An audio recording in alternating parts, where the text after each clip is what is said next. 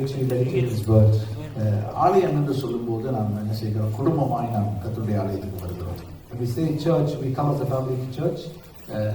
குடும்பமாய் நாம் உட்கார்ந்து கர்த்தரை ஆராதிக்க வேண்டும், தொழுது கொள்ள வேண்டும். As a family, we should sit down and praise and worship the Lord. அதை தான் தேவன் நம்மிடத்திலே எதிர்பார்க்கிறார். This is what God expects from us.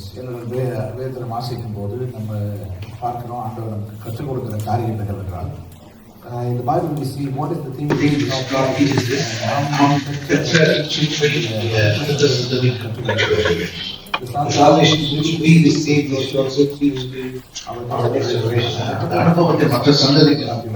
So we also need to pass on the experience to the next generation. ஆக மற்றவர்களுக்கும் மற்ற நம்முடைய பிள்ளைகளுக்கும் சந்ததிகளுக்கு கர்த்தர் யார் என்பதை நாம் கற்றுக் கொடுக்க வேண்டும். Also we need to teach to our children, our next generation, who our God is.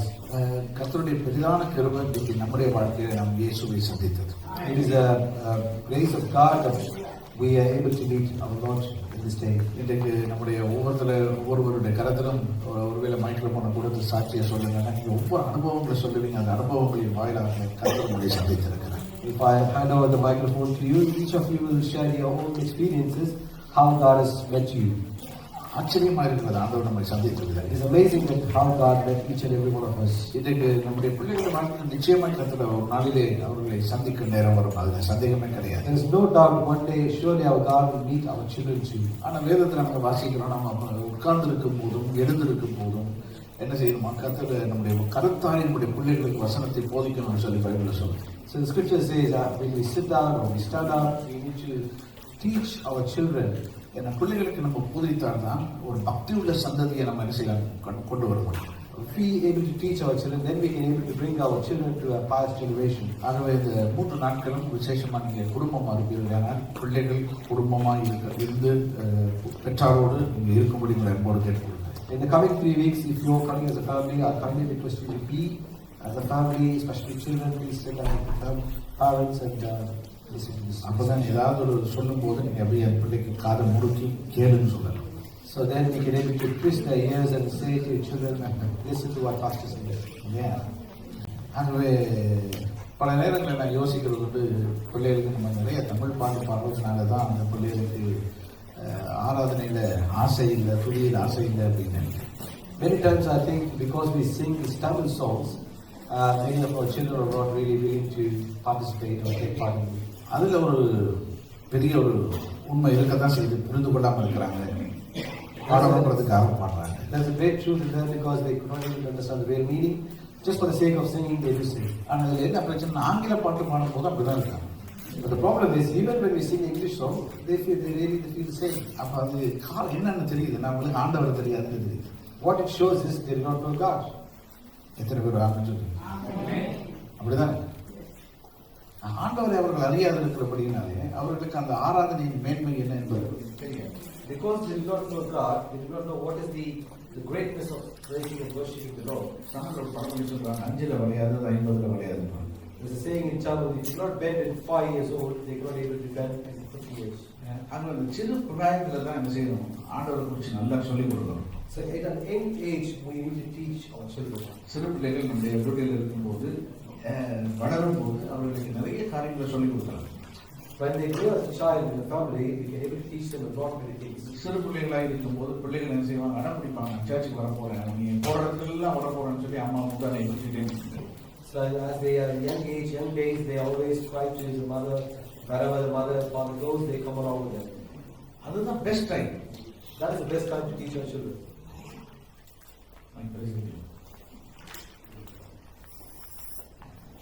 அதுதான் பெஸ்ட் டைம் பாருங்க பிள்ளைகளை கொண்டு வர. So that is the best time to bring the children up. இந்த ஒரு காரியத்தை சொல்ற புதிய ஆராதனைக்காக நான் ஆயத்தப்படுத்தி கொண்டிருக்கிறேன்.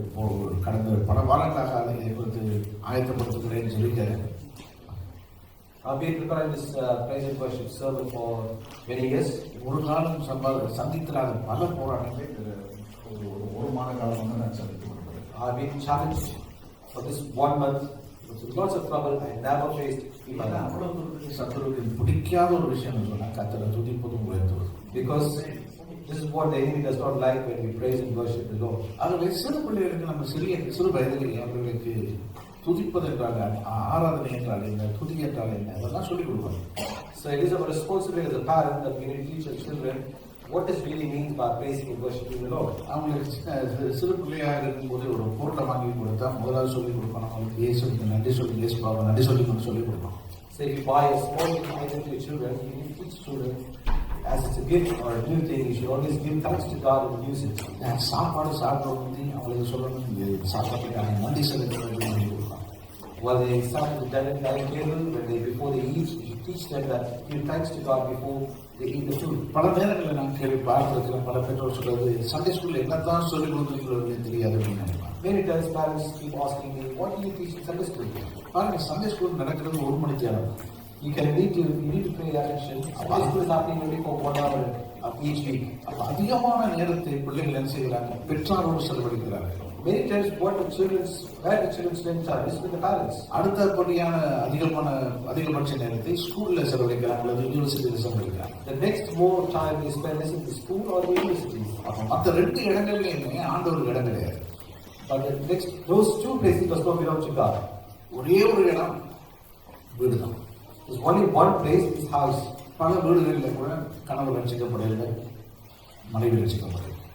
In some household, either the wife or the husband do not get saved. அப்ப யார் ரட்சிக்கப்பட்டிருக்கிறார்களோ கொஞ்சம் அவங்க என்ன செய்யணும், எக்ஸ்ட்ரா வேலை செய்யணும். So the one who has got saved, they have to put some extra effort in that. கொஞ்சம் அதிகமா தேவ சமூகத்தில் அவங்க என்ன செய்யணும், முழங்கால் படிக்கிறாங்க. So they need to spend a lot more time in the presence of the Lord. நம்முடைய பிள்ளைகளுக்காக என்ன செய்யணும், தேவனுடைய சமூகத்தில் பரிந்து பேசி ஜெபிக்கணும். So they have to pray for the children, interceding to God. ஆண்டவரே, என்னுடைய பிள்ளைகள் உம்மை அறிந்து கொள்ளணும். Lord, my children should know you. இந்த சிறு பிராயத்திலேயே அவர்கள் நீர் நல்லவர் என்பதை அவங்க என்ன செய்யணும், ருசிச்சு பார்க்கணும். Lord, even at this young age, they should taste and see that the Lord is good. ஆண்டவரே, என்னுடைய முயற்சியை நான் எடுக்கிறேன். Lord, I am trying my effort. ஆண்டவரே, அந்த முயற்சியை நீர் வாய்க்க செய்யணும். Lord, please make it succeed. கொஞ்சம் யோசிச்சு பாருங்க. Just think about it. நம்ம ரட்சிக்கப்பட்டது பெரிய ஒரு ஆசீர்வாதம். It is a great blessing that we all got saved. இயேசு நம்முடைய பாவங்களை எல்லாம் கழுவி சுத்திகரித்து அவருடைய பிள்ளையா நம்ம ஏற்றுக்கொண்டிருக்கிறோம். Jesus Christ cleansed all our sins and accepted as his own child. ஒரு நாள் வரப்போகிறது, திடீர்னு நம்ம என்ன செய்வோம், சபை எடுத்துக்கொள்ளப்பட போகிறது. One day is going to come, and as a church we are going to be caught up in the rapture. உதாரணத்துக்கு யோசிச்சு பாருங்க, இந்த கால ஆராதனைன்னு வச்சுக்கொள்ளுங்க. இந்த காலை ஆராதனை என்று வைத்துக் கொள்ளுங்கள். Let's imagine this morning Sunday service. கர்த்தருடைய வருகை அடுத்த நிமிஷம் இருக்குமானால், if the Lord's coming in the next moment, இதில் எத்தனை பேர் நம்ம எடுத்துக்கொள்ளப்படுவோம் என்கிற நிச்சயம் நமக்கு இருக்கிறது. so how many of you have the assurance that we will be taken up along with God? கொஞ்சம் யோசிச்சு பாருங்க. Just think about this. எத்தனை நம்ம சில நேரங்களில் மேலே இருந்து பார்ப்போம், ஐயோ நம்ம பிள்ளைகளை விட்டு வந்துட்டோமே. So we look from the aerial view saying that my children we going to left. ஐயோ என் கணவரை விட்டுட்டேன், என் மனைவியை விட்டுட்டேன். Oh, I left my wife and left my husband. இதுதான் நடக்க போகுது. This is what going to take place. இல்லை, நிறைய பேர் சொல்லுவாங்க, இயேசுவே வாரம் சீக்கிரம்னு. Many of us say, Lord Jesus, come soon. நிறைய பேர் அப்படி ஜெபிக்கிறாங்க. There are people may even pray. ஆனால் அந்த ரகசிய வருகை என்பது நாம் நினைக்கிறது போல அது ஒரு மகிழ்ச்சியான நாளாக இருக்க போகிறது இல்லை. The rapture is not going to be the day of joy for us. ஏன்னா ரட்சிக்கப்பட்டவர்கள் போயிடுவாங்க.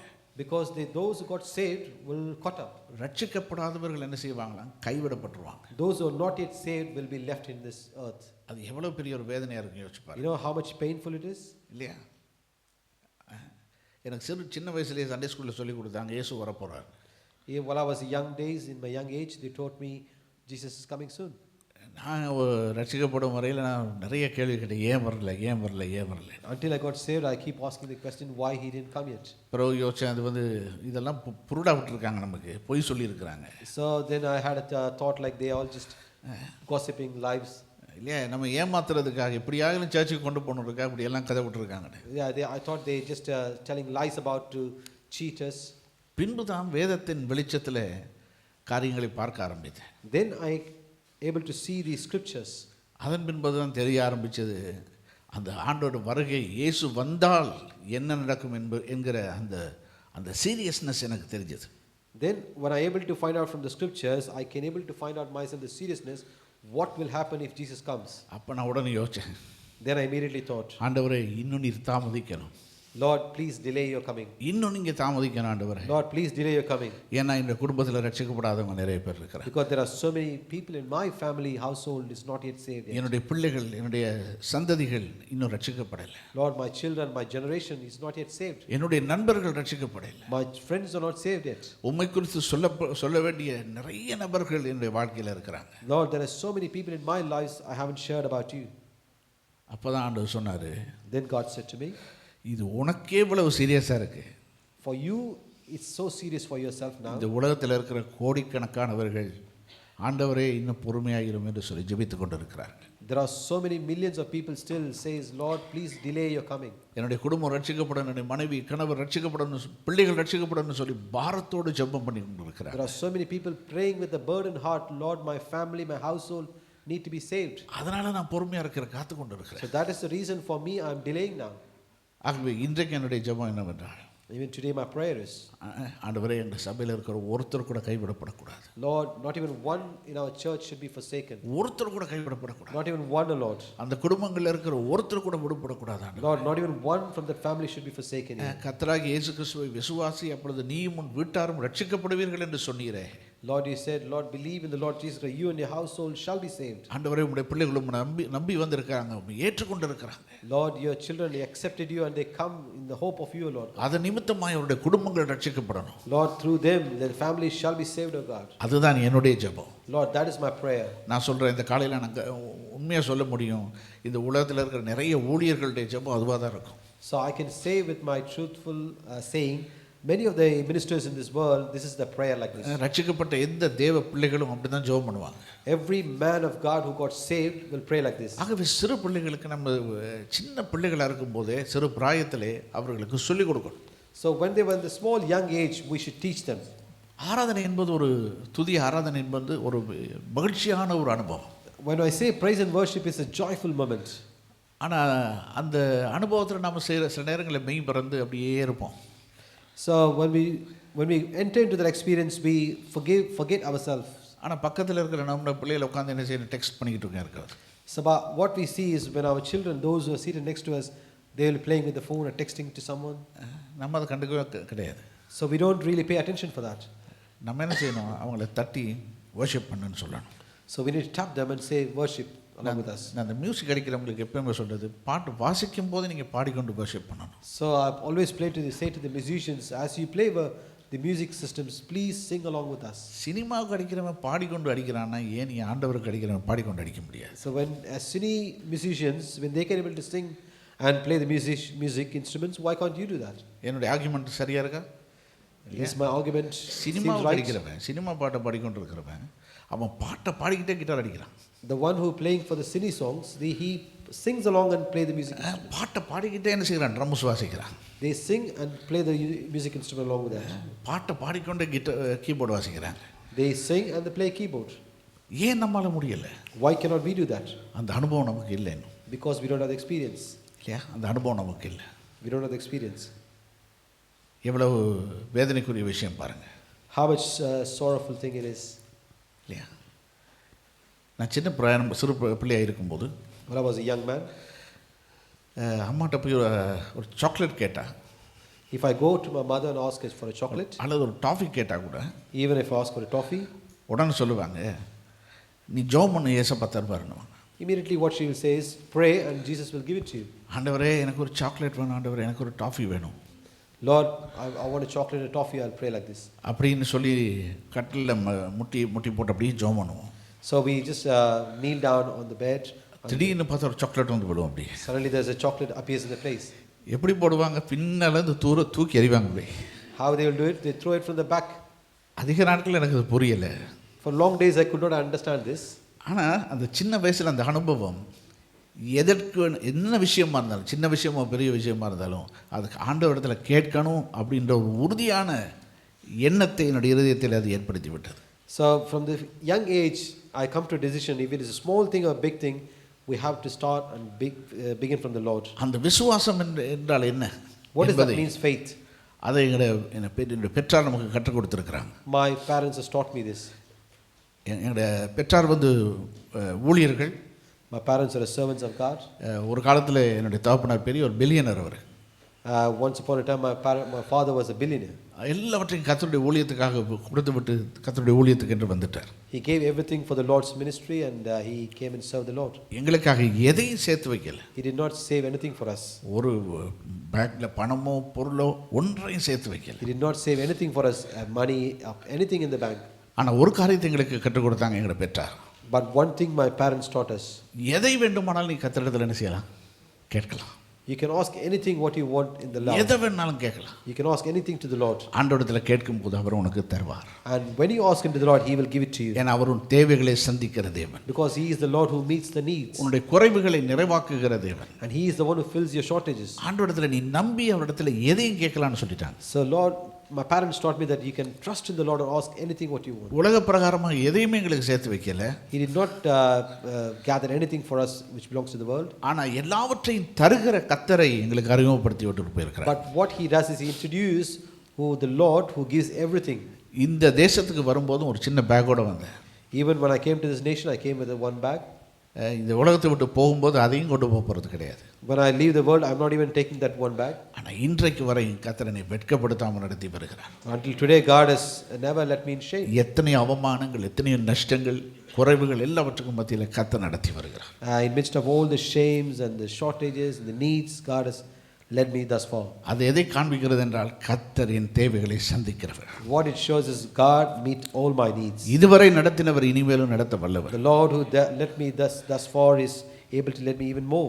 இதெல்லாம் ஏன் சொல்லுகிறேன் என்றால், why do I share all this is நம்முடைய சந்ததிகளுக்கு இதை சொல்லிக் கொடுக்கணும். we need to teach this to our generation. கர்த்தருடைய பிள்ளைகள் நம் கர்த்தரை அறிந்தவர்கள் நம்முடைய சந்ததிகளுக்கு சிறு பிராயத்திலேயே இயேசுவை அறிமுகம் செய்து வைக்க வேண்டும். As we who know the Lord Jesus Christ from the young age, we should teach our children about our Lord Christ. ஞாயிற்றுக்கிழமை ஆலயத்துக்கு வரும்போது நம்ம என்ன செய்யணும்? குடும்பமா உட்கார்ந்து கர்த்தரை ஆராதிக்கணும். So when we come to the church and Sunday service, sit as a family and worship the Lord. கர்த்தர் நமக்கு பிள்ளைகளை நமக்கு தான் கொடுத்திருக்கிறார். The Lord has provided the children to us. பக்கத்து வீட்டுக்காரனுக்கு கொடுக்கல. Not for our neighbors. பக்கத்து சீட்டுக்காரனுக்கும் கொடுக்கல. Not for your person who seated next to you. நமக்கு தான் கொடுத்திருக்கிறார். To us.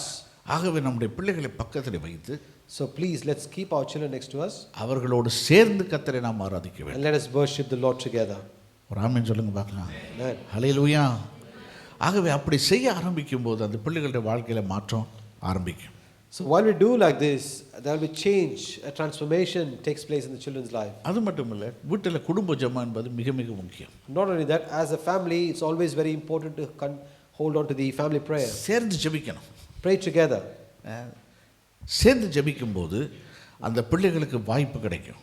While we pray together, children will get opportunities. அவர்கள் ஏதாவது சந்தேகம் இருந்தாலும் பெற்றோரிடத்தில் கேட்பாங்க. If they have any doubt, they will ask to the parents. அந்த வீட்டு ஜெபத்திலேயே அவர்களுக்கு துதியை சொல்லிக் கொடுக்கலாம், ஆராதனையை சொல்லிக் கொடுக்கலாம். So in the house prayer, you can able to teach them the praise and the worship. எப்படி சின்ன சின்ன விஷயத்துக்கெல்லாம் எப்படி ஆண்டவரை நம்பணும் அப்படின்றத சொல்லிக் கொடுக்கலாம். You can also teach them for every little things, trust in the Lord. எனக்கு தெரியுமா, நாம் வளர்ந்த காலங்கள், பெரியவர்களாக இருக்கிறவங்களை பார்த்து நான் பேசுகிறேன். So I'm talking to the elders, those seated here. பெரியவர்களாகிய நாம் வளர்ந்த பின்னணிகள் வேறு.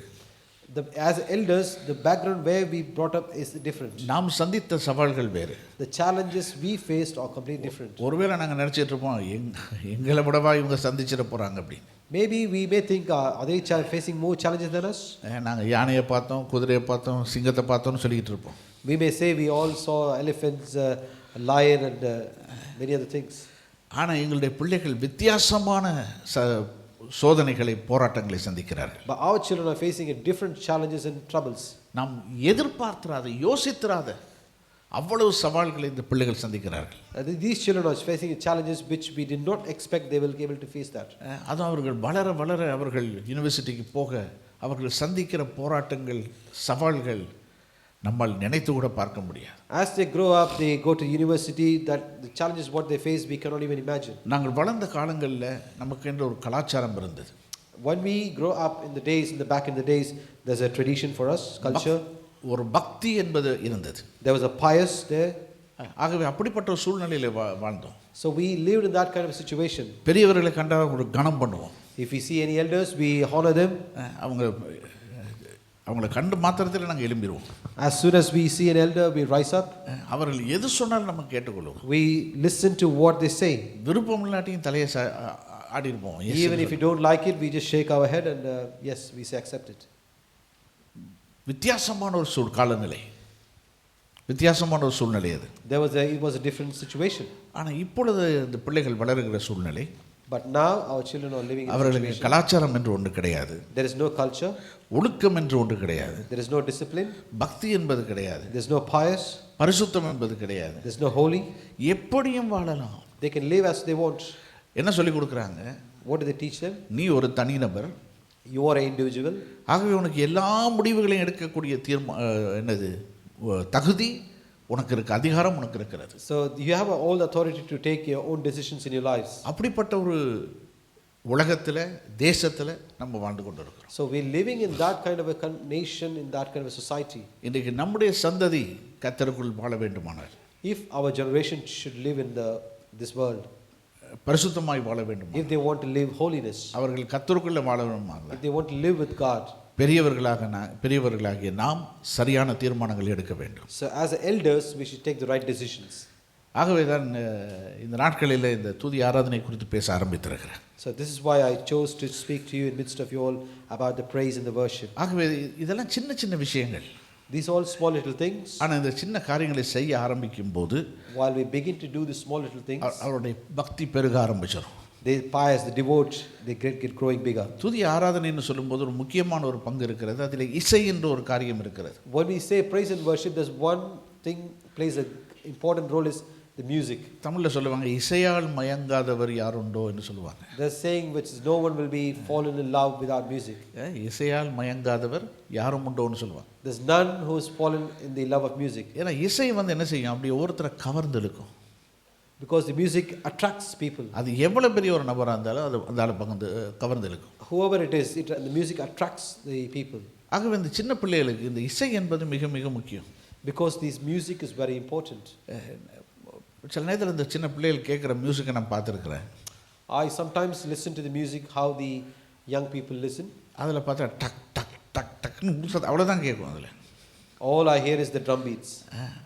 ஆனால் அதை ரசிச்சு உட்காந்துட்டு இப்படி தலையை ஆட்டி ஆட்டி ஆட்டி ஆட்டி ஆட்டி கேட்குது. So they love it so much and they shook the head as well. அவ்வளோதான். அவங்களோட பாடியாக செய்து தலையாக செய்து இப்படி இப்படியா யூடியூப் அந்த டியூப்பில் போனாலும் இப்படி தான் இருக்கும். ஒருத்தர் இப்படி ஹெட்ஃபோனை போட்டு இப்படி இப்படி இப்படி இப்படி இப்படி இருக்கு. So we can see that in every place. There's tubes, bus. They just wear the headphones and they keep moving the body and the head. நாங்கள் கேட்டதெல்லாம் வேறு விதமான music. What we heard is something different. அதுக்கு சரிகமா பதனிசா அதெல்லாம் படிக்கணும். For that you need to learn the.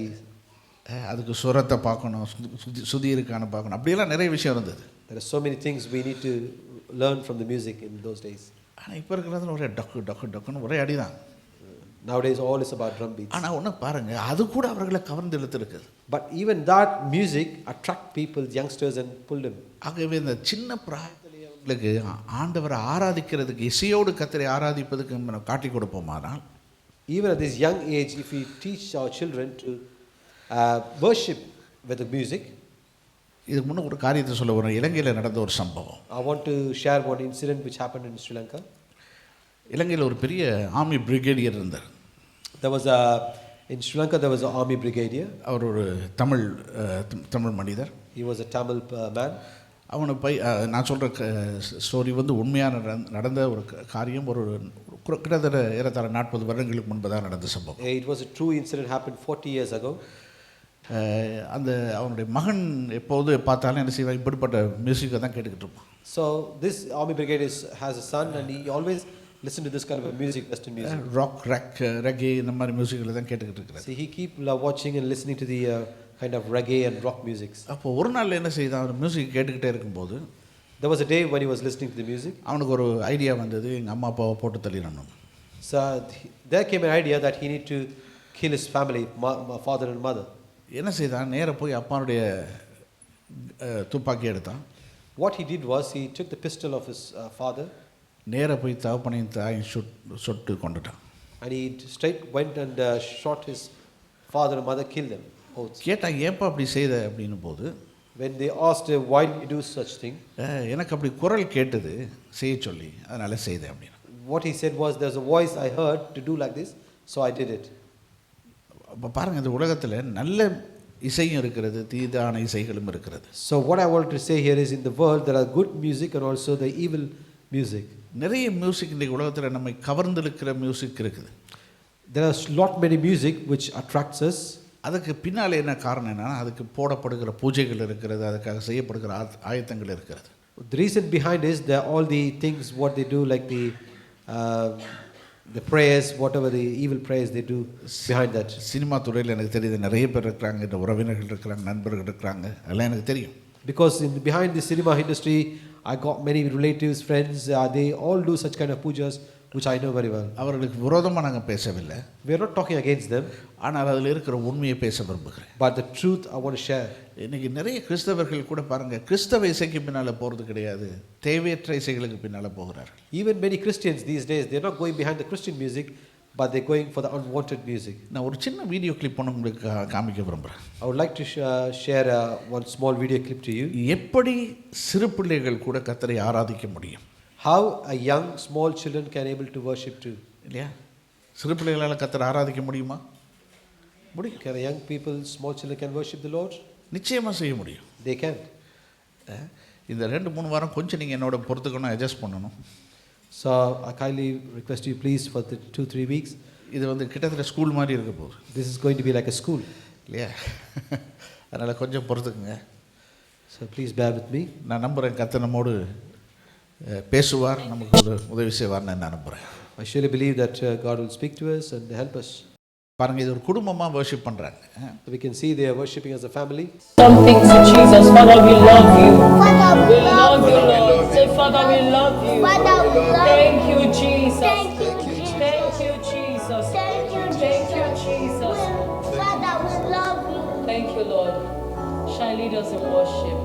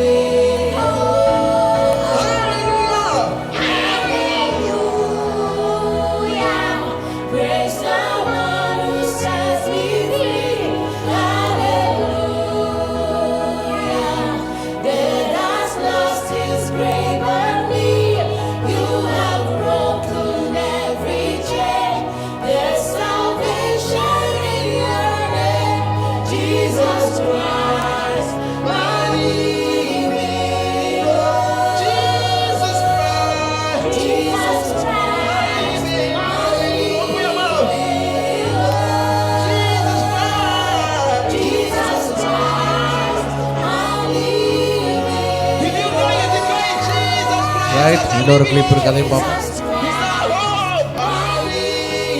Good everyone, my name is Orobo Anobu.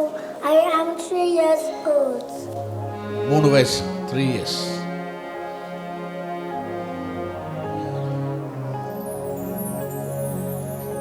When I am down and all my souls are weak, the troubles come and my heart's burden be, and I am still waiting the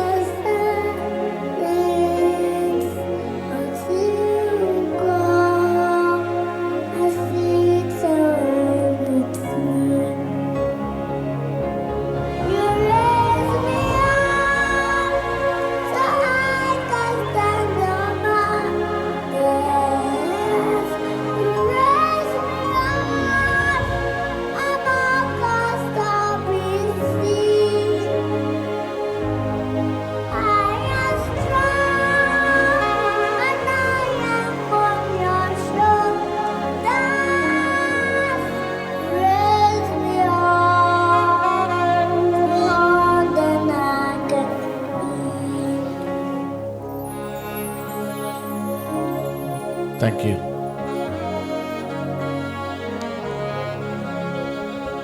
கொஞ்சம் பாருங்க, சிறு பிள்ளைங்க 3 வயசு. You can see a 3 young old boy. நம்மை விட அடிமைத்தனத்திற்குள்ளாக போன ஒரு கூட்டம் தான் இந்த கருப்பின ஜனங்கள். So these people are those who already, I mean, they are the people who went into slavery more than us. நம்ம விட கொடுமைப்படுத்தப்பட்டவங்க. They have been tortured even more than us.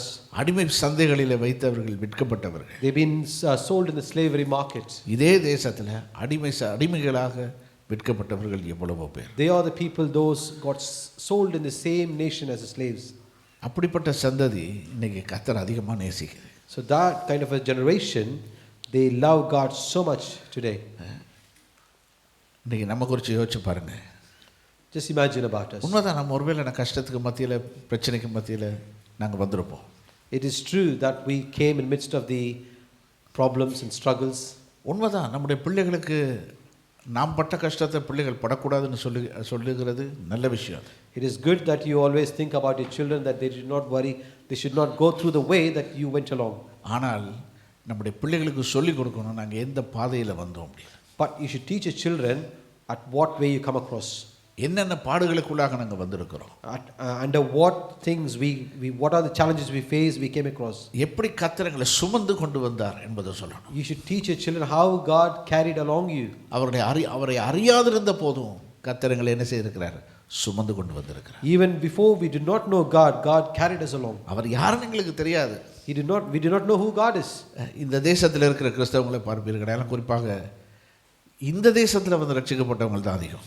If we see in this country, the many Christians, those who are here now, they are the person who come along and got saved in this nation. குறிப்பாக ஐரோப்பாவில் இருக்கிற எல்லா கிறிஸ்தவர்களை பார்த்தீங்கன்னா 90% இந்த ஐரோப்பாவுக்குள் வந்த பிற்பாடு தான் இயேசுவை அறிந்து கொண்டிருக்கிறார்கள். Particularly in the Europe continent, the many people, those who come from a different nation, they come here and they accept Christ as Savior. வந்த பாதைகள் தவறான பாதைகளாக இருக்கலாம். Maybe the routes they came is the wrong routes. போட்டில் வந்திருக்கலாம், என்ன செய்யலாம், ஃப்ளைட்டில் வந்திருக்கலாம், நடந்து வந்திருக்கலாம், நீங்கள் எப்படியோ வந்துட்டீங்க.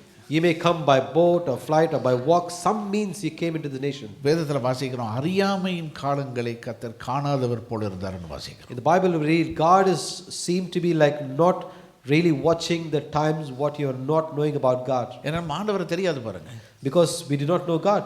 ஆகவே நாம் செய்த காரியங்களை கூட கர்த்தர் என்ன செய்திருக்கிறாரா, காணாதவர் போல, பார்க்காதவர் போல. So in the same way our God makes attention that he is not, seems to be paying attention for the days what we living without knowing God. இன்றைக்கு நானும் நீங்கள் இந்த தேசத்தில், ஜீவனுள்ளவருடைய தேசத்தில் இருக்கிறோம் என்றால் அது தேவனுடைய சுத்த கிருபை. Today you and me living in this nation is by the pure grace of our Lord. அப்படியானால் நம்முடைய சந்ததிகளுக்கு அவைகளை சொல்லிக் கொடுக்கணும். That means we have to teach our generation. பாருங்க, இஸ்ரவேல் ஜனங்களை நீங்கள் எடுத்து பார்ப்பீர்களானால், If you learn from the Israelite people, அவர்கள் எப்பொழுது பார்த்தாலும் all the time அவர்கள் சொல்லுவார்கள், ஆபிரகாம், ஈசாக்கு, யாக்கோபின் தேவன் என்று சொல்லுவாங்க. they always teach the children like the Lord, the God of Abraham, the God of Isaac, the God of Jacob. ஆபிரகாமின், ஈசாக்கின், யாக்கோபின் தேவன் என்னுடைய தேவன் என்று சொல்லுவாங்க. And they will teach the children saying that God of Jacob, God of Isaac, God of Abraham, God of Isaac, God of Jacob is my God.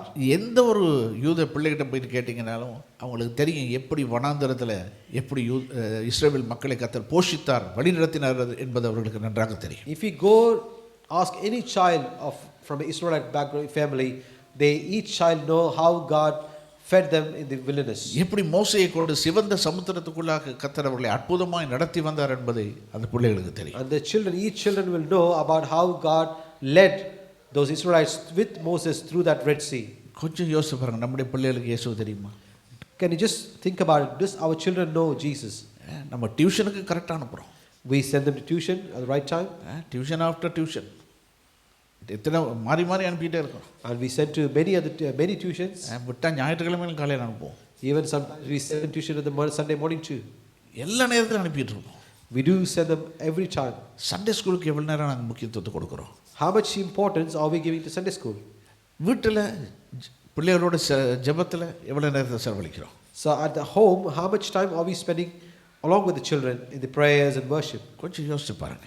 Just think about it. ஆனால் நம்ம ஜெபிக்கிற ஆண்டவரே என்ன விரும்புகிறோம், நமக்கு ஒரு நல்ல ஆவிக்குரிய சந்ததி வேணும்னு ஜெபிக்கிறோம். But what we desire is we need a very spiritual generation. ஆனால் அதுக்குரிய ஆயத்தங்களை நம்ம செய்கிறது கிடையாது. But we are not doing such preparation for that. அதற்காக முயற்சி எடுப்பதும் கிடையாது. We are not trying putting any effort to do that. நம்ம நினைக்கிறோம் அவங்களை படிக்க வச்சுட்டா போதும் அப்படின்னு நினைக்கிறோம். What we think is it's enough if we give them a good education. உங்களுக்கு தெரியுமா, நிறைய பேர் யூனிவர்சிட்டியில் போய் கூட பைத்தியக்காரனாக மாறினவங்க எவ்வளோ பேர் இருக்கிறாங்க. There are many people, if you do not, I don't know whether you know or not, there are so many people, even they went up to the level of university and they got mad. Degree வாங்கிட்டு அதுக்கப்புறம் loose ஆகிருக்கிறாங்க. Even after receiving degrees, they got mad. மருத்துவர்களால் ஒன்றுமே செய்ய முடியுதில்லை. The physicians cannot do anything about it. படித்து பைத்தியக்காரனாக மாட்டான். They study so much and they got mad. ஆனால் நான் சொல்கிறேன், இயேசுவோடு அவர்கள் நடப்பார்களே ஆனால், What I would like to say now is, if they walk along with Jesus, அவர் எந்த நிலைக்கும் கர்த்தர் அவர்களை கொண்டு போவார். God will take them to a different level. எவ்வளவு உயரத்துக்கு போகணும்னாலும் பத்திரமாய் கர்த்தர் அவர்களை கொண்டு போவார். How much ever high you go, God will keep you safely in that place. யோசேப்புடைய வாழ்க்கையில் நடந்தது போல சோதனைகள் அவர்களுக்கு வந்தாலும் அவங்களுக்கு எங்கே போகணுன்றது தெரியும் அவங்களுக்கு. So even though they walk like Joseph in the midst of the troubles, but God knows where they need to go. சிறு பிராயத்தில் எங்களுக்கு இயேசுவை குறித்து பெற்றார் சொல்லி கொடுத்ததுனால, Because my parents taught me about Jesus in my young age. வாலிப பிராயத்தில் உலகத்தின் பின்னால் நான் ஓடினாலும் கூட, Even my young youth age, I went along with the worldly way. ஆனால் ஒரு பாயிண்டில் திரும்பி வர்றதுக்கு எங்கே வரணும் அப்படின்றது எனக்கு தெரிஞ்சிச்சு. But at one point I know where to come. எந்த இடத்துக்கு நான் வரணும், where I should come and reach. கடந்த வாரத்தில் நம்முடைய பெத்தனி சர்ச்சுக்கு ஆரம்ப கர்த்தாவாக இருந்த டாக்டர் பிரதர் ஜானத்தன் ஈடனை பார்க்க போயிருந்தேன். So last week I went to visit brother Jonathan, who is our pioneer of the church. அவர் மறுபடியும் தன்னுடைய சாட்சியை நினைப்பூட்டினார். And once again he reminded me of his testimony. அவர் இயேசுவை ஏற்றுக்கொண்டது எங்கே தெரியுமா? Do you know where he accepted Christ? பெரிய சர்ச்சில் கிடையாது, யூத் மீட்டிங்கில் கிடையாது. He did not accept Christ in a big church or in a youth meeting. அவர் சண்டே ஸ்கூலில் இயேசுவை ஏற்றுக்கொண்டிருக்கிறார். He accepted Christ at Sunday school. அந்த சண்டே ஸ்கூலில் ஏற்றுக்கொண்ட அந்த அனுபவம், The experience which he went across in the Sunday school, அவர் மூலமாய் ஆயிரங்கள் கோடிகள் இன்னைக்கு ஆசீர்வதிக்கப்பட்டிருக்கு. through them thousands and lakhs of people have got blessed through him. England தேசத்தில் மட்டும் எத்தனை சபைகளை ஆரம்பிப்பதற்கு அவர் காரணகர்த்தாவாக மாறி இருக்கிறார். He not only in England, at many countries he became a pointed to open churches. அது மட்டும் இல்லை, கென்யாவில் நைஜீரியாவில் எத்தனை பேருக்கு ஆசீர்வாதமாக மாறி இருக்கிறார். So he became a great blessing for people around in Kenya, Nigeria. அவரால் நடக்க கூட முடியாது, சேர பிடிச்சி தான் நடக்கிறாரு. Recently, what he cannot able to even walk by himself, he holding walker வச்சுக்கிறார். walker. He is with the help of a walker. ஆனாலும் கூட இப்போவும் கென்யாவுக்காக அவர் ஊழியங்களை செய்து கொண்டிருக்கிறார். But even now he is doing the ministry for Kenya. அந்த Sunday ஸ்கூலில் இயேசுவை ஏற்றுக்கொண்ட ஒரு அனுபவம், The experience which he got in the Sunday school and accepted Christ. இன்றைக்கு நம்முடைய பிள்ளைகளை இந்த சின்ன வயதில் கர்த்தருக்குள்ள நடத்திட்டோம்னா, If in this young age, if we are able to lead our children towards Christ, அவங்களை குறித்து பயப்பட வேண்டிய அவசியமே so கிடையாது. there's no need to fear about them. ஏன்னா கர்த்தர் அவர்களை பார்த்துக்கொள்ளுவார். Because the Lord will take care of them. ஏன்னா அவங்க கர்த்தரை நேசிக்கிறபடினால, Because they love Lord, கர்த்தர் அவர்களோடு நடப்பார். and Lord will walk along with them. Hallelujah. Amen. கர்த்தர் அவர்களோடு நடக்க ஆரம்பிச்சுட்டு அதை குறித்து பயப்பட வேண்டிய அவசியமே இல்லை. When God started walking along with our young children, there's no need to fear about them. நான் எப்போவுமே சொல்லுகிறது உண்டு, பாருங்க, பிள்ளைகளை கர்த்தர் நமக்கு கொடுக்கும்போது நாம் அவர்களுக்கு உரிமையாளர்களாக இல்லை, பாதுகாவலர்களாக கர்த்தர் கொடுத்திருக்கிறார். So when God gives the children to us, He's not giving us we are just watching over them. We are not owners for them. அவங்களுக்கு நம்ம உரிமையாளர்கள் கிடையாது. We are not the owners for our children. பிள்ளைகள் கர்த்தரால் வரும் சுதந்திரம் என்று வேதத்தில் வாசிக்கிறோம். The Bible we read, children are the heritage given by God. அது கர்த்தருக்குரியவர்கள். They belong to God. அப்போ கர்த்தர் நம்முடைய கரத்தில் பிள்ளைகளை கொடுக்கும்போது, When God gives the children to us, அந்த பிள்ளைகளை நம்ம சரியாக நடத்தாவிட்டால் நாம் கர்த்தருக்கு கணக்கு கொடுக்கணும். if we do not bring up the child in the right way, we are accountable to God. வேதத்தில் ஒரு வசனம் இருக்கு. There's a scripture in the Bible. என் பிள்ளைகள் கர்த்தரால் போதிக்கப்பட்டிருக்கிறார்கள் என்று கேள்விப்படுகிற சந்தோஷத்தில் அதிகமான சந்தோஷம் எனக்கு இல்லை. அப்படி There is no such joy that I can hear that my children are walking along with the Lord. நீங்கள் வயசு போய் ஒருவேளை ரிட்டையர்மெண்ட் ஹோமில் இருக்கலாம். நீங்கள் Maybe you are aged, you are at the retirement home. உங்களுக்கு செய்தி வரணும், அப்பா உங்கள் பிள்ளைகள் பெரிய காரியங்களை செய்கிறாங்க. You may receive news saying that my children are doing great things. ஆண்டவருக்காக பெரிய காரியங்களை செய்கிறாங்க, My children are doing great things for the Lord. பெரிய ஊழியங்களை செய்கிறாங்க, They're doing serving the Lord. அநேகரை கர்த்தருக்குள்ள நடத்துறாங்க. They're leading many to church, towards Christ. உலக பிரகாரமும் அவங்க ஆசீர்வதிக்கப்பட்டிருக்கிறாங்க. They have been blessed according to the world as well. உலகத்திலும் நல்ல பெரிய பதவியில் இருக்கிறாங்க. Even at the worldly blessing, they received a lot. ஆனால் அதே நேரத்தில் கர்த்தருக்கு ஊழியம் செய்கிறாங்க. At the same time, they're doing the ministry for God. எவ்வளவு பெரிய ஒரு சந்தோஷம் பாருங்க. What a great joy it is. ஆமென் சொல்ல மாட்டீங்களா? Amen. இதுதான் நம்முடைய விண்ணப்பம், ஏக்கமாக இருக்கணும். Should be our desire and also our prayer. ஆகவே இந்த சிறு வயதிலேயே அவர்களுக்கு நல்ல பாடல்களை சொல்லிக் கொடுக்கணும். So at this young age, learn them good song, teach them good songs. சமீபத்தில் ஒரு பாடலை இங்கே வர்ஷிப்புக்கு சூஸ் பண்ணாங்க. Recently, they chose a song for the Sunday service. Logini தான் இன்றைக்கி வர்ஷிப் லீட் பண்ணணும். It's supposed to be Lojini who should lead the worship. ஆகவே லோஜினி அந்த பாட்டை எடுத்த உடனே லோஜினிட்டு போய் கேட்டேன். So Loji, when she chose the song, I asked Loji. இந்த பாடல் வரிகளின் அர்த்தம் உங்களுக்கு தெரியுமா என்று கேட்டேன். And I asked Loji, do you understand the meaning of this lyrics? ஒரு நிமிஷம் வாங்க லோஜினி ப்ளீஸ். ஆமென். லோஜினி தான் இன்றைக்கி வர்ஷிப் லீட் பண்ணது. So Loji was leading the worship. You tell what happened. So I picked a Tamil song and Pastor asked me what is the meaning, and I knew what the chorus meaning was, but I didn't know the starting, so I was like, Pastor, I don't know. And then Pastor told me and made me understand and told me to tell everyone. Pastor அந்த பாட்டை கேட்டு அவங்களுக்கு அந்த அர்த்தம் புரியுமா கேட்டார். எனக்கு இது வந்து அந்த நடுவில் கோரஸோட மீனிங் புரியும், பட் ஆனால் ஃபுல் பாட்டோட மீனிங் தெரியாதுன்னு பாஸ்டர் எனக்கு அந்த பாட்டுடைய விளக்கத்தை சொன்னார். The meaning was that through struggles God has picked me up, and yeah, I don't know. சரி கரெக்ட் சரியாக தான் சொல்லி. என்னை வல்லதுக்குள் நீக்கி. So yeah, that's the phrase. That meaning என்ன? meaning is that through the struggles God has picked me out and strengthened me. Amen. ஹல்லேலூயா. அப்போ அந்த பாட்டில் ஒரு வார்த்தை வருது, வல்லடி அப்படின்னு சொல்லி. In that song a word comes, struggles. நமக்கு தெரிஞ்சதுன்னா கல்லடி நெல்லி அடி இதுதான் தெரியும் இல்லையா? அப்போ வல்லடி அப்படின்னு என்ன அர்த்தம் அவன் கேட்டேன். அந்த லோஜினுக்கு அதுக்கு அர்த்தம் தெரியல. So Loji do not know the meaning of that. அப்போ நான் லோஜின்ட்டு சொன்னேன், நீங்கள் இந்த பாட்டை பாடுறதா இருந்தால் அந்த வார்த்தைக்குரிய அர்த்தத்தை நீங்கள் என்ன செய்யணும், தேடி பிடிக்கணும். If you want to sing that song, try to find out the meaning of that word. அதன் பின்பதான் நீங்கள் என்ன செய்யணும், பாடம் முதல்ல சொல்லணும் சபைக்கு. So what is it you should do is when you sing that song, you should say to the congregation. அருமையான வார்த்தை அது. It's a wonderful word. அந்த வார்த்தை என்ன சொல்லுகிறது, இடுக்கண்களுக்கு கர்த்தரனை நீங்களாக்கி மீட்டுக் கொண்டார். The Lord God who saved me from the struggles.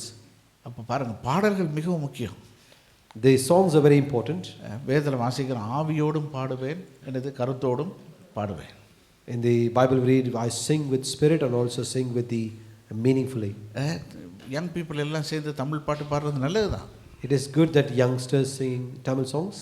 அதாவது ஆனால் அர்த்தம் தெரியாமல் பாடுறதுல பிரயோஜனமே கிடையாது. But there's no point singing a song without knowing what the meaning is about. நான் ஒரு இசைக்குழுவில் பாடிக்கொண்டு இருக்கும்போது தெலுங்கு பாடுவேன், மலையாளத்தில் பாடுவோம், ஹிந்தியில் பாடுவோம், சிங்களத்தில் பாடுவோம், என்னென்ன மொழிகள் எல்லாம் பாடுவோம். So while I was in young age singing in the music group, I used to sing different languages, Telugu, Malayalam, Kannada. அர்த்தமே தெரியாது. I did not know the meaning. அந்த டியூன் நல்லா பிடிச்சிருக்கு. I like the tune. மேரே சப்பன் நோக்கி ராஜா அப்படின்னு சொல்லி பாடுவோம். So I sing that song. அந்த மாதிரி கண்ட எல்லா பாட்டையும் பாடுவோம். So we sing all songs. ஆனால் அர்த்தமே தெரியலை. But I did not know the meaning. ஆனால் நான் அப்புறம் நம்ம ஆராதிக்கும் போது அர்த்தத்தோட அர்த்தம் தெரிந்து ஆராதிக்கணும். So while we worship, we should know the meaning and worship according to what the scripture says. பேசுகிற ஒவ்வொரு வார்த்தைக்கும் அதுக்கு மீனிங் இருக்கு, அர்த்தம் இருக்கு. Because every word what we speak has a meaning.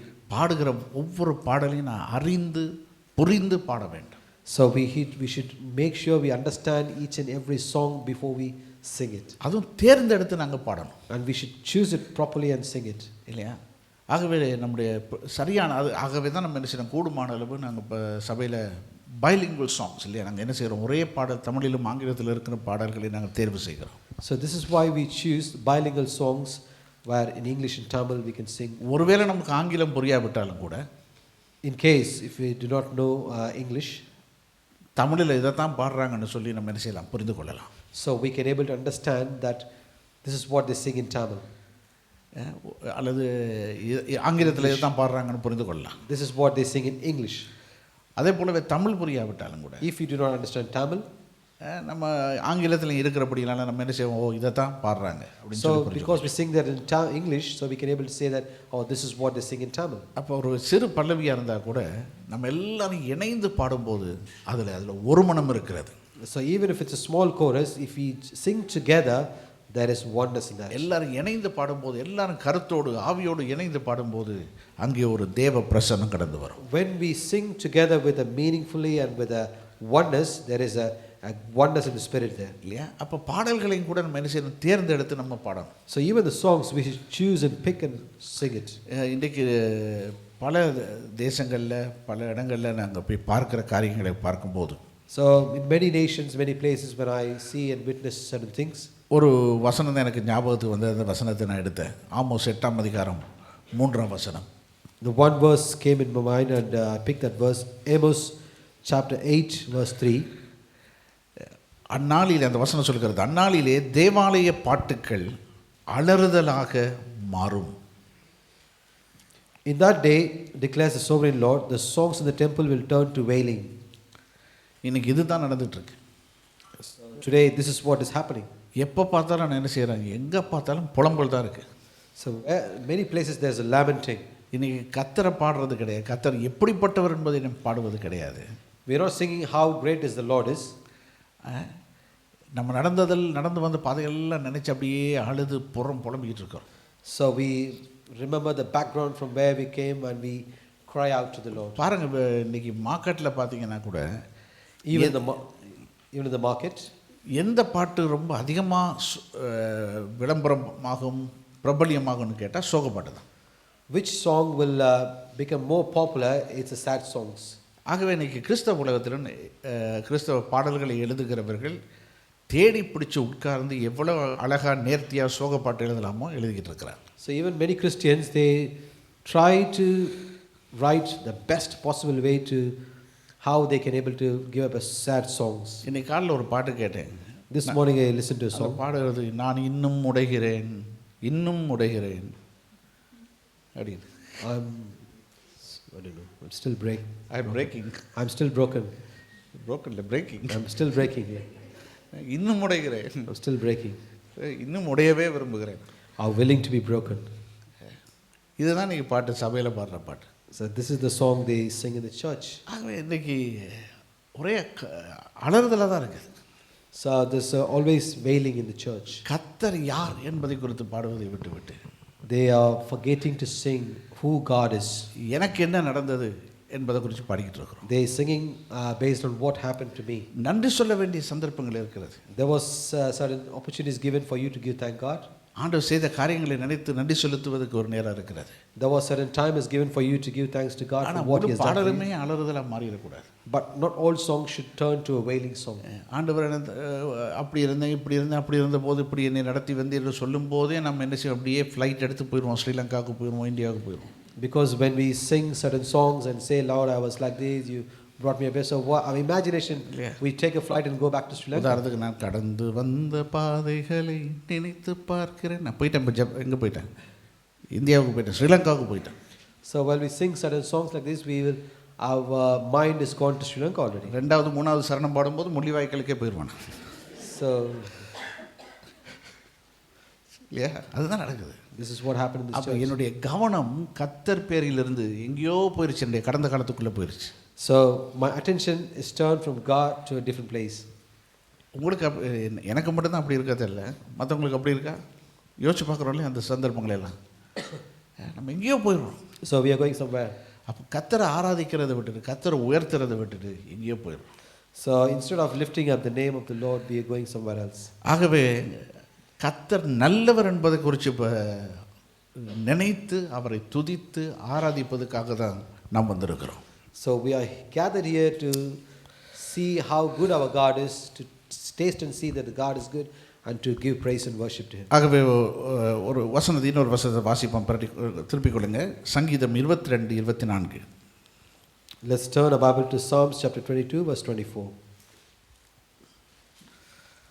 சங்கீதம் 22:24 நான் வாசிக்கிறேன். உபத்திரவப்பட்டவனுடைய உபத்திரவத்தை அவர் அற்பமாக எண்ணாமலும் அருவருக்காமலும் தம்முடைய முகத்தை அவனுக்கு மறைக்காமலும் இருந்து தம்மை நோக்கி அவன் கூப்பிடுகையில் அவனை கேட்டருளினார். Psalm 22, verse 24. For he has not despised or scorned the suffering of the afflicted one. He has not hidden his face from him, but has listened to his cry for help.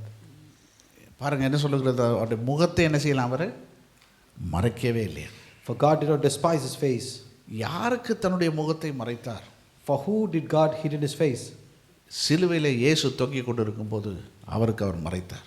When Jesus Christ was hanging on the cross, God hid his face. ஏன்னா உலகத்தின் ஒட்டுமொத்த பாவங்களையும் சுமந்து கொண்டு சிலுவையில் அவர் தொங்கினார். Because our Lord Christ carried all the sins of the world and hanged on the cross.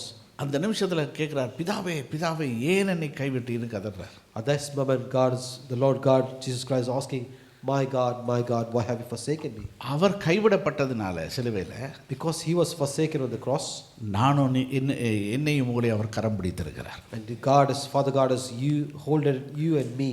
ஏன்னா நான் செலுத்த வேண்டிய எல்லா விதமான பாவத்தின் தண்டனைகளையும் அவர் சுமந்து செய்து தீர்த்துட்டார். Because Jesus Christ carried all of our sins, our curses, and he paid all the things on the cross for you and for me. நான் அடிக்கப்பட வேண்டிய இடத்துல அவர் அடிக்கப்பட்டார். He was beaten in the place where we should be. இன்றைக்கு என்னையும் உங்களையும் தன்னுடைய பிள்ளைகளாக அவர் மாற்றி வைத்தார். Today you and me has been transformed as a child of God. அவருடைய ரத்தம் என்னை கழுவி சுத்திகரித்திருக்கிறது. His blood has cleansed us and sanctified us. ஆனால் நம்ம என்ன பாட்டு பாடுறோம்?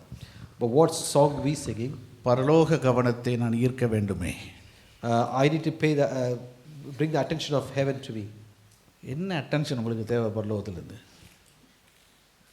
என்ன பரலோகத்திலேருந்து என்ன கவனம் உங்களுக்கு கவனத்தை தீர்க்கணும் அவர்? So what attention you need from the heaven? உங்களை நம் மீது கவனத்தை அவர் ஈர்த்தபடியினாலே தான் தன்னுடைய சொந்த குமாரன் என்றும் பாராமல் அவர் என்ன செய்திருக்கிறார், சிலுவைக்கு அனுப்பியிருக்கிறார். Because he paid the attentions to us, not even considering him as his own child, he sent to us and he died for us. இல்லையா? பரலோகத்துக்கு அவ்வளவு நாங்கள் முக்கியம். The attention of heaven is important. இல்லை, பரலோகத்துக்கு நாங்கள் முக்கியமானவர்கள். For the heaven, we are the important persons. இல்லையா? அதை நாம் புரிந்து கொள்ளணும். We have to understand this. ஆகவே தான் இயேசுவை சிலுவைக்கு அனுப்பினார். And that is why Jesus Christ, God sent Jesus to his cross. ஆனால் நம்ம என்ன பாருறோம், என்னை மறக்காதீங்க. What we sing is, Lord, please do not forget me. நீங்கள் மறந்தால் நான் எங்கே போவேன்? Where can I go if you forget me? நான் எங்கே ஓடுவேன்? Where can I run? ஆண்டு சொல்கிறார், உன்னை மறப்பதில்லை, உன்னை கை விடுவதும் இல்லை, உன்னை மறப்பதில்லைன்னு ஆண்டு சொல்கிறார். The Lord says, I will never forget you nor forsake you. ஆண்டு சொல்கிறாரு, நான் உன்னை மறந்தா என் வலது கரம் செயலிழப்பதாகன்னு சொல்கிறார். The Lord says, if I have forgotten you, my right hand has got no power in it. இல்லையா? என்னுடைய வலது கரம் செயலிழப்பதாக. My right hand is nothing. It is no power, no use. அப்படியே அது என்ன செய்யும், அது பேரலைஸ்ட் ஆகிடும், Paralyzed, yeah. திமிர்வாதம் ஆகிடும் அப்படின்னு சொல்கிறார் ஆண்டவர். தனக்கே சொல்லுகிறார். The Lord says to himself, if I ever forget one of you in this place, my right hand is like become paralyzed. காலையில் கூட யாராவது இந்த இடத்துல உட்காந்துட்டு ஆண்டவர் என்னை மறந்துட்டாருன்னு நினச்சிக்கிட்டு இருந்தீங்கன்னா தயவு செய்து அந்த ஐடியாவை மாற்றிடுங்க. So in this morning, if there anyone seated here saying that, Lord, have you forgotten me?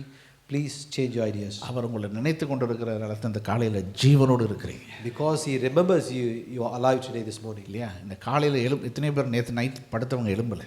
There are so many people, those who slept last night, could not able to wake up this morning. உறக்கத்திலே நித்திரையாக போயிட்டு சேர்ந்துட்டாங்க. So by the sleep, they reached out to the எங்கே போனாங்க கத்துறது தெரியும். Only God knows where they went. ஆனால் நானும் நீங்களும் ஜீவனோடு இருக்கிறோம். But today you and me are alive. இல்லையா? பாருங்க, ஓசியா 4:6 சொல்லுகிறது. Hosea chapter 4 verse 6 says, என் ஜனங்கள் அறிவில்லாமையினால் சங்காரமாகிறார்கள். நீ அறிவை வெறுத்தாய், ஆகையால் நீ என் ஆசாரியனாய் இராதபடிக்கு நானும் உன்னை வெறுத்து விடுவேன். நீ உன் தேவனுடைய வேதத்தை மறந்தாய், ஆகையால் நானும் உன் பிள்ளைகளை மறந்து விடுவேன். Hosea chapter 4 verse 6 says, my people are destroyed for lack of knowledge. Because you have rejected knowledge, I will also reject you from being priest for me. Because you have forgotten the law of your God, I will also forget your children. இல்லையா? ஆண்டவர் சொல்றாரு, அறியாமையினால என்னுடைய ஜனங்கள் சங்காரமாகிறார்கள். The Lord says, my people are destroyed for lack of knowledge. இன்னைக்கு அந்த அறிவு இல்லாததுனால தான் இன்னைக்கு நிறைய பாடுகளை உபத்திரவங்களை நம்ம சந்திக்கிறோம். Because we do not have this knowledge, today we are going through a lot of struggles and problems. யாரை குறித்த அறிவு? அவரை குறித்த அறிவு நமக்கு இருக்கணும். The knowledge of who? Knowledge of God. அவரை குறித்த அறிவு. The knowledge of God. அந்த வசனத்தில் பாருங்கள், ரெண்டு காரியங்கள் அவர் சொல்கிறார். There's two things this verse says. நீ அறிவை வெறுத்தாய் அப்படின்றார். And it says, you have rejected the knowledge. ரெண்டாவது சொல்கிறார், உன் வேதத்தை நீ மறந்தாய். And secondly, he says, you have forgotten the law of your God. அந்த ரெண்டு காரியம், அந்த அறிவு எங்கேருந்து வரும்? Where does the knowledge come from? வேதத்தை வாசிக்கும் போது தான் வரும். When you read out the scriptures, it will come to you. அப்போ சிறு பிராயத்திலேருந்து நம்ம என்ன செய்யணும்? வேதத்துக்கு முக்கியத்துவத்தை கொடுக்கணும். So that means from your childhood age, you should pay attention to the scriptures. இல்லையா? டிஜிட்டலாக தூக்கி ஒரு பக்கத்தில் ஓரமாக வச்சிடணும். Keep away all the digital Bibles. ஏதோ அவசரத்துக்கு எடுக்கிறீங்கன்னா okay. If it's for an emergency purpose, that's all right. ஆனால் வேதத்தை சுமக்கணும். You have to carry the Bible. வேதத்தை சுமக்கும் போது, When you carry the Bible, அந்த வேதத்தில் நான் திறந்து வாசிக்கணும். so we have to open and read the scriptures. ஒரு பக்கத்தில் வாசிக்கும் போது அடுத்த பக்கத்தில் கர்த்தர் நம்மோடு பேசுவார். So while we read one side, God will start speaking from the other side. நம்முடைய கண்ணு நமக்கு தெரியாமலே கர்த்தர் இன்னொரு வசனத்துக்கு நம்ம கொண்டு போவார். Without our knowledge, God will turn our attention to the next scripture. ஆனால் டிஜிட்டல் இந்த விளையாட்டுலாம் செய்ய முடியாது நீங்கள். But we cannot play like this in the digital Bible. அந்த உடனே நம்ம என்ன செய்யணும்? அந்த வசனத்தை கோடிட்டு வைக்கணும். So immediately we need to underline the scriptures. கோடிட்டு வைத்து அந்த வசனத்துக்காக கர்த்தருக்கு நன்றி செலுத்தணும். So you underline, mark the scripture and give thanks to God for that scripture. Amen. Amen. ஆகவே வேத வசனத்துக்கு முக்கியத்துவத்தை கொடுக்கணும். So please give importance for the scriptures. Bible இல்லைன்னா ஒரு பைபிள் வாங்கிடுங்க. If you have no Bible, please do buy a Bible. நம்ம ஒரு நாளும் இல்லையா மற்றவங்களோட பைபிளை இரவல் வாங்கக்கூடாது. We should not borrow a Bible from someone. எல்லாரும் டூத் ப்ரஷ் வீட்டில் வச்சுருக்கிறோம். We all have our own toothbrush. இல்லையா? எல்லாருக்கும் டூத் ப்ரஷ் இருக்குது. யாரும் மற்றவங்களோட அது யூஸ் பண்ணுறது இல்லையா நம்ம? Is there anyone using other people's toothbrush? நமக்குன்னு ஒரு பைபிள் தேவை. So it is very important the same way we should carry our own. அது என்னுடைய பைபிள்னு தெரியும் சொல்லணும். And you should say with the courage, it's my Bible. இன்றைக்கும் எங்கள் அப்பாவோட பைபிளை நான் வச்சுருக்கிறேன். Even today I am having my father's Bible with me. அந்த பைபிளை திறந்து பார்த்தா அங்கே இங்கே அந்த பைபிள் அப்படி திறந்தாலே பிரசங்கம் பண்ணலாம் அதை பார்த்து. So if I open the Bible, I can preach. இது எனக்கிட்ட இது 3வது 4வது பைபிள் நினைக்கிறேன் So வச்சுருக்கிறேன். for me, this is my 3rd or 4th Bible. எல்லா பைபிளையும் நம்ம உடனே குறித்து வச்சுருப்போம். ஒரு இடத்துக்கு சம்பந்தம் போகும்போது செய்தியை கொடுக்கறதுக்கு கூட அது லேசாக அப்படியே இருக்கும். So at some places, if they immediately ask us to share a word, that will be easy for us. வேதம் நமக்கு தேவை. The Bible is very important for us and we need it. கர்த்தருக்கு சித்தமான அடுத்த வாரம் இதை தொடரலாம் என்று நம்புகிறேன். So if it's the will of God, I would like to continue this in the coming week.